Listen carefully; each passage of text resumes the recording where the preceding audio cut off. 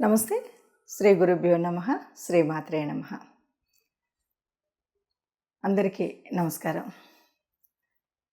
మారుతున్నటువంటి గ్రహాలతో పాటు కొన్నిసార్లు గ్రహాలు తిరుగుతూ వెనక్కి తిరగడం ఇలాంటివన్నీ కూడా మనం వింటూ ఉంటాం.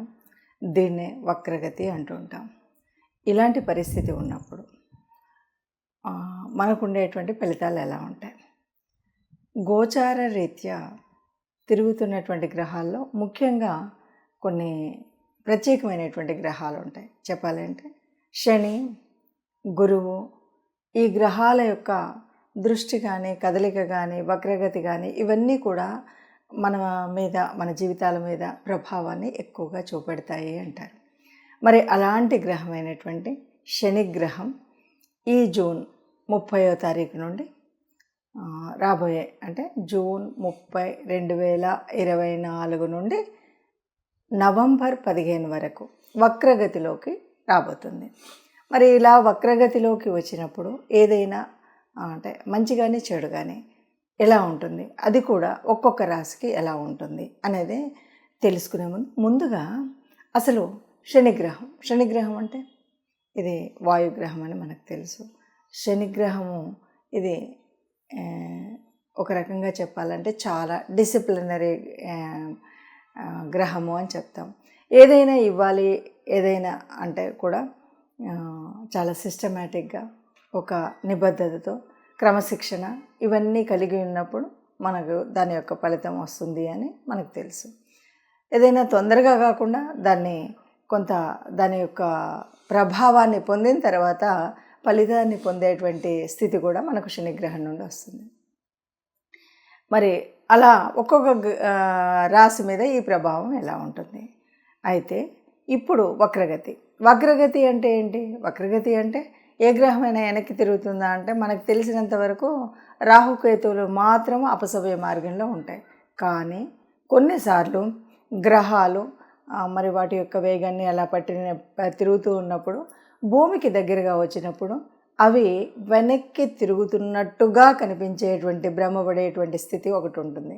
అది దగ్గరగా ఉన్నప్పుడు దాన్ని వక్రగతి అంటాం. అయితే ఈ వక్రగతిలో తిరిగినప్పుడు ఎలా ఉంటుంది? అయితే మరి జన్మజాతకంలోనే వక్రగతి ఉందా, లేదు అలా ఉన్నప్పుడు శని వక్రగతి ఉందా, ఎలా ఉంది ఏంటి అన్నది ఈ ప్రభావాలు చూసేటప్పుడు తెలుస్తుంది. ఒక్కొక్క రాశికి ఒక్కొక్క రకంగా ఉంటుంది. ఎందుకంటే ఇప్పుడు శని ఎక్కడ వక్రగతి పొందబోతుంది అంటే కుంభరాశిలో దాదాపుగా చెప్పాలంటే మొదట 3 నెలలు గురు నక్షత్రం మీద, తదుపరి శతభిష నక్షత్రం మీద ఈ వక్రగతి అక్కడ నుండి వక్రగతి అనమాట. అంటే 4.5 నెలలు, దాదాపు 139 రోజుల వరకు శని యొక్క వక్రగతి ఉంటుంది. ఈ 139 రోజుల వక్రగతి వల్ల మనకు ఎలాంటి ప్రభావం చూపడుతుంది అన్నది ఒక్కొక్క రాశి వారికి ఎలా ఉంటుంది, దీనివల్ల అంటే ఈ వక్రగతి వల్ల పొందేటువంటి ప్రభావాన్ని మంచి కానీ చెడు కానీ దాన్ని తీసుకోవడం కోసం ఏదైనా పరిహారాలు ఉంటాయా? మరి మనం ఈ 5 నెలల కాలంలో ఏం చేయాలి, ఎలా చేయాలి, దాని యొక్క పూర్తి ఫలితాన్ని పొందాలి అంటే ఏం చేయాలి? అసలు ఈ వక్రగతి మూలంగా ఎందుకు మనకి వక్రగతి వల్ల నిజంగా లాభం జరుగుతుందా అంటే చాలా వరకు మనకు శనిగ్రహం గురించి చెప్పేటువంటిది ఏంటి అంటే ఎవరైనా సరే అంటే లాభము అనేటువంటిది అంటే శని యొక్క మనకు ఇంతకు ముందు ఉన్నటువంటి కాలంలో ఏదైనా ఇవ్వాల్సినటువంటి మంచి ఇవ్వకపోయినా, దాన్ని పొందవలసినటువంటి ఫలితాన్ని పొందకపోయినా మళ్ళీ శనిశ్చరుడు వక్రగతిలో మనకు ఇవ్వాల్సిన ఫలితాన్ని ఇవ్వడం కోసం వస్తారు అన్నది చెప్తూ ఉంటారు. మరి అలాంటి సమయం ఒక్కొక్క రాశి వారికి ఫలితాలు ఎలా ఉంటాయో చూద్దాం. ఇప్పుడు సింహరాశి వారికి ఇప్పుడు జరగబోయేటువంటి ఏదైతే వక్రగతి ఉందో అంటే శనిశ్చరుడు ఈ జూన్ 30వ తారీఖు నుండి నవంబర్ 15 వరకు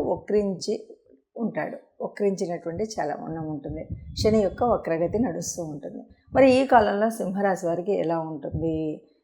ఈ కాలంలో సింహరాశి వారికి ఎలా ఉంటుందంటే కుంభరాశి మనం కనుక చూసినట్టయితే కుంభరాశిలో జరగబోయేటువంటి వక్రగతి సింహరాశి వారికి 7వ స్థానం అవుతుంది. అలాగే దానికంటే ముందున్నటువంటి స్థానం కనుక చూస్తే 6వ స్థానం అవుతుంది. 6, 7 ఈ 2 కనుక చూస్తే ఇవి ఇచ్చేటువంటి ఫలితాలు ఏంటి అంటే, 7వది మంచి వ్యాపారము, అలాగే జీవిత భాగస్వామ్య స్థితి, ఈ రెంటిని మనకు చూపెడుతుంది. అలాగే 6వ స్థానం చూసేసరికి మనకు శత్రు, రోగ,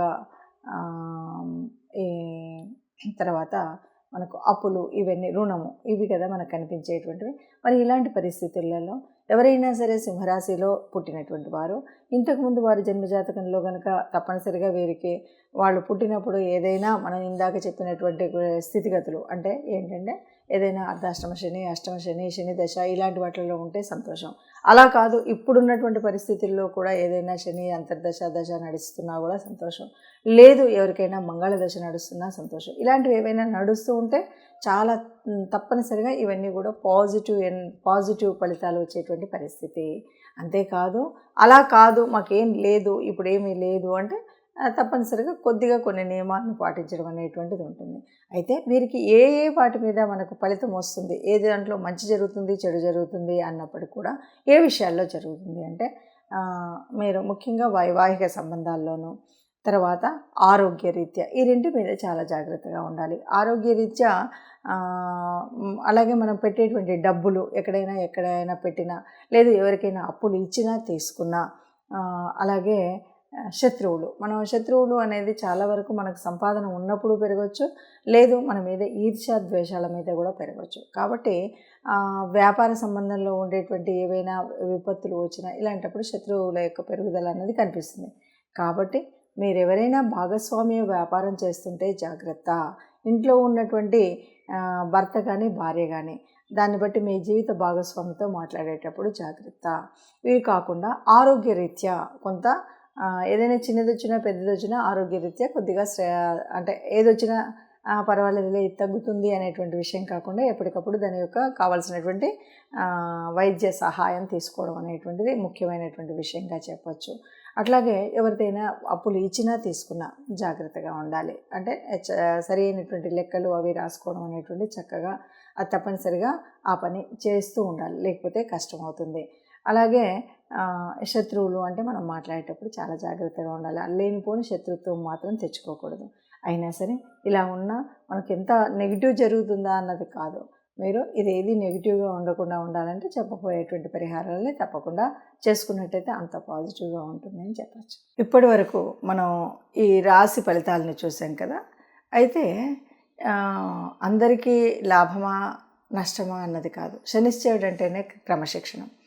నిజానికి మన జన్మ కుండలిలో మనకి ఇంతకుముందు అంటే పుట్టినప్పుడు ఎప్పుడైనా సరే ఎవరికైనా అర్ధాష్టమ శని కానీ, అష్టమ శని కానీ, శని దశ కానీ, శని అంతర్దశలు కానీ ఉన్నట్టయితే అటువంటి వారికి తప్పకుండా ఇలా శని వక్రగతిలో ఉన్నప్పుడు మనకి చాలా వక్రగతిలో ఉన్నప్పుడు శుభ ఫలితాలు పొందుతాయి అని చెప్పచ్చు.